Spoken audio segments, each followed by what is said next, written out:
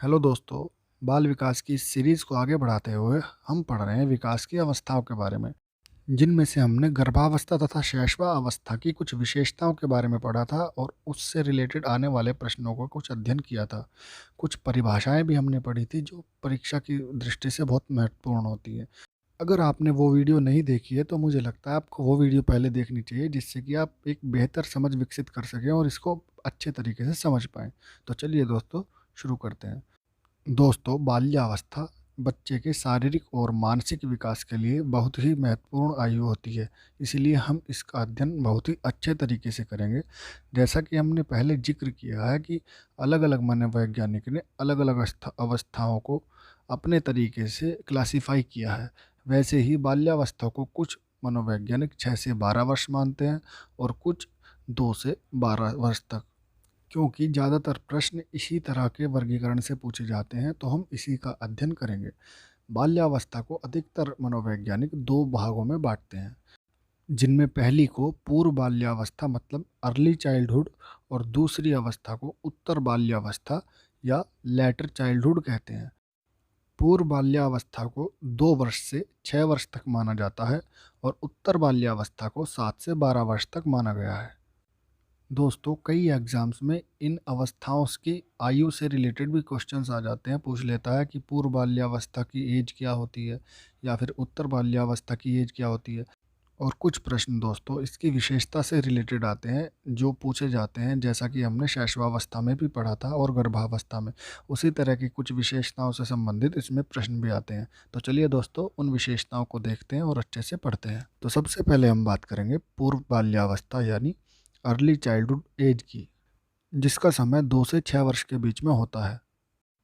इस अवस्था की सबसे पहली विशेषता यह है कि इस अवस्था को स्कूल से पूर्व की अवस्था कहते हैं।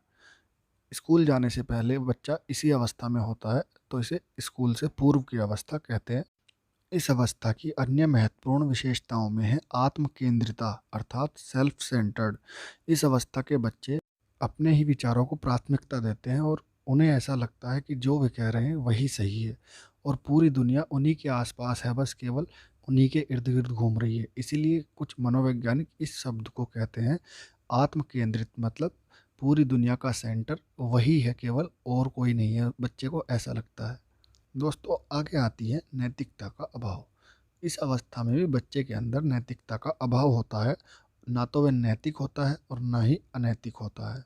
मतलब उसको सही गलत का, उचित अनुचित का और समाज के नियमों का अभी सही से ज्ञान नहीं होता है और वो किसी को कुछ भी कह सकता है, कुछ भी करने लगता है। उसको पता नहीं है कि यहाँ ये काम करने से अच्छा होगा कि बुरा होगा, बस वो अपने मन से किसी भी काम को करते जाता है। क्योंकि बच्चे को उचित अनुचित सही गलत का ज्ञान नहीं है, इसीलिए इस विशेषता को कहते हैं नैतिकता का अभाव। और फिर नई विशेषता की बात करें तो कहते हैं जिज्ञासा।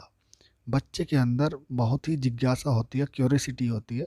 वो हर बात के लिए कुछ ना कुछ प्रश्न करता रहता है। और इस अवस्था में जितने भी प्रश्न होते हैं, ज़्यादातर बच्चे क्या से रिलेटेड प्रश्न करते हैं, क्योंकि उन्हें चीज़ों के विषय में ज़्यादा जानकारी होती नहीं है, वो जानते नहीं हैं चीज़ों को। तो ज़्यादातर चीज़ों के विषय में वो ये पूछते हैं यह क्या है, यह क्या है। इस तरह के प्रश्न वो करके अपनी जिज्ञासा को शांत करते हैं और उन चीज़ों के विषय में जानकारी प्राप्त करने की कोशिश करते हैं। दोस्तों, इस पॉइंट से रिलेटेड बहुत सी बार पेडागोजिकली क्वेश्चन पूछे जाते हैं। तो हर माता पिता और परिवार के जनों की और शिक्षक की यह जिम्मेदारी होती है कि बच्चे की वह जिज्ञासा शांत करने का प्रयास करे। जिस विषय में वह पूछ रहा है, आपको पता है तो आप बताएं, और नहीं पता है तो कहीं ना कहीं से आप पता करके उसकी जिज्ञासा को ज़रूर शांत करें, जिससे कि बच्चा अच्छे तरीके से चीज़ों को सीख सके और आगे बढ़ सके। दोस्तों, अगली विशेषता है अनुकरण, इमिटेशन। आप जानते होंगे कि बच्चे नकल करके, अनुकरण करके, चीज़ों को दोहराकर बार बार अपने बड़ों का, अपने माता पिता का, अपने परिवार के लोगों का कहीं ना कहीं अनुकरण करते हैं, नकल करते हैं और उसी के आधार पे वो सीखते भी हैं। इसीलिए माता पिता और सभी परिवार के लोगों की यह जिम्मेदारी बन जाती है कि बच्चे के सामने अच्छी चीज़ों को वो करें, अच्छे कार्य करें, जिससे बच्चे उनके अनुकरण के द्वारा अच्छी चीज़ों को सीखें और उनका एक बेहतर विकास हो सके, बेहतर तरीके से वो अपने विकास में भागीदारी निभा सकें। एक और महत्वपूर्ण विशेषता आती है जिसे कहते हैं सामाजिकता का उदय। इस अवस्था में बच्चा अपने माता-पिता के अतिरिक्त अन्य लोगों से भी मिलता है कहीं न कहीं, जैसे कुछ रिलेटिव्स हैं या आस-पड़ोस के लोग हैं। और जैसे-जैसे वो बड़ा होता है तो इस एज के लास्ट में जाते-जाते बच्चा स्कूल में भी जाना शुरू करता है, तो कहीं न कहीं उसके समाज का एक स्ट्रक्चर बदलना शुरू होता है और उसका एक छोटा-सा समाज आना शुरू होता है, क्योंकि अभी वो घर पे था, घर से निकलता है तो उसे छोटा-सा समाज मिलता है और उसकी सामाजिकता का उदय होता है। वहाँ पे वो बहुत सारी कुछ नियमों को, कानूनों को सीखता है जो समाज में होते हैं, उनको अडॉप्ट करता है, अच्छी चीज़ों को भी लेता है, बुरी चीज़ों को भी लेता है और इस तरह से बच्चा सामाजिकता से जुड़ जाता है, उसकी सामाजिकता का उदय हो जाता है। इन कुछ विशेषताओं की वजह से बच्चे में कुछ परिवर्तन होते हैं, जो फिर उत्तर बाल्यावस्था में वो दिखने लगते हैं। इस तरह से हमने पूर्व बाल्यावस्था को पढ़ा और अब पढ़ेंगे हम उत्तर बाल्यावस्था के विषय में। उत्तर बाल्यावस्था का समय है 7 से 12 वर्ष तक, जिनकी कुछ मुख्य विशेषताएं हैं, तो इस विषय में हम अब समझेंगे और इसको बेहतर तरीके से तैयार करेंगे। तो चलिए शुरू करते हैं दोस्तों। इसकी पहली विशेषता है प्रारंभिक स्कूल की आयु। दोस्तों, उत्तर बाल्यावस्था जो होती है वो बालक की प्रारंभिक माने प्राइमरी स्कूल की एज होती है, जिसमें बालक स्कूल जाना शुरू करता है। तो दोस्तों, सीधे सीधे प्रश्न आ जाता है और पूछ लेता है कि प्रारंभिक स्कूल की आयु किस अवस्था को कहते हैं। तो आप सीधे सीधे बताएंगे कि बाल्यावस्था को ही प्रारंभिक स्कूल की आयु कहते हैं।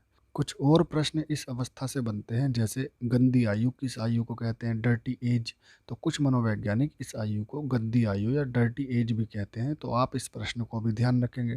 एक विशेषता है इसकी, इसे समूह आयु या गैंग एज भी कहते हैं। तो यदि प्रश्न आता है कि समूह आयु या गैंग एज किस आयु को कहते हैं, तो आप लगाएंगे उत्तर बाल्यावस्था को। वैसे ही नैतिक विकास की आयु की अवस्था होती है ये।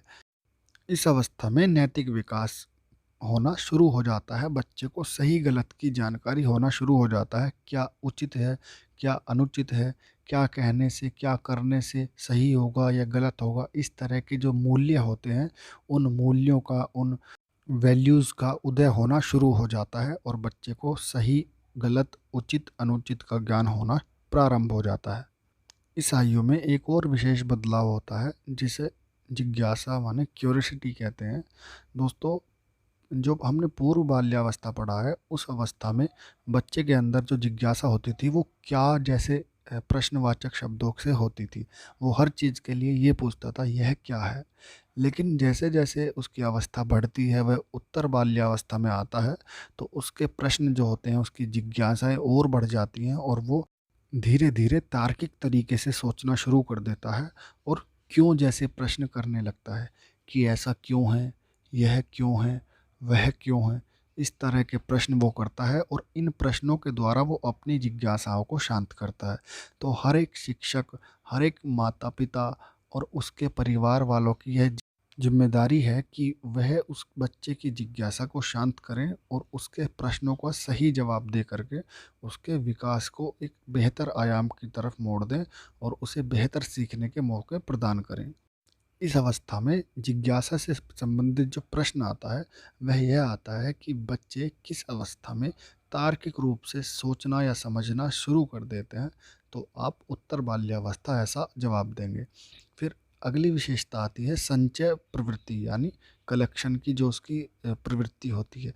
वो चीज़ों को कलेक्ट करता है, चीज़ों को इकट्ठा करना शुरू कर देता है और उनको इस तरह से रिप्रेजेंट करता है कि जैसे कि उसी के पास केवल वो चीज़ें हैं, उससे अच्छा कलेक्शन किसी के पास नहीं है। इस तरह की उसकी प्रवृत्ति हो जाती है और अपने एज वाले जो समूह हैं उनमें अपने आप को ऊपर दिखाने के लिए इस तरह की वो चीज़ें करता है। तो अगर प्रश्न बनता है कि संचयी प्रवृत्ति किस आयु में होती है, तो आप उसका उत्तर देंगे लेटर चाइल्डहुड या फिर उत्तर बाल्यावस्था। तो दोस्तों, इस तरह से हमने उत्तर बाल्यावस्था को पढ़ा। मुझे आशा है आपको यह समझ में आया होगा। आपको अच्छा लगा हो तो लाइक करें, सब्सक्राइब करें और अपने दोस्तों के साथ शेयर करें। धन्यवाद दोस्तों।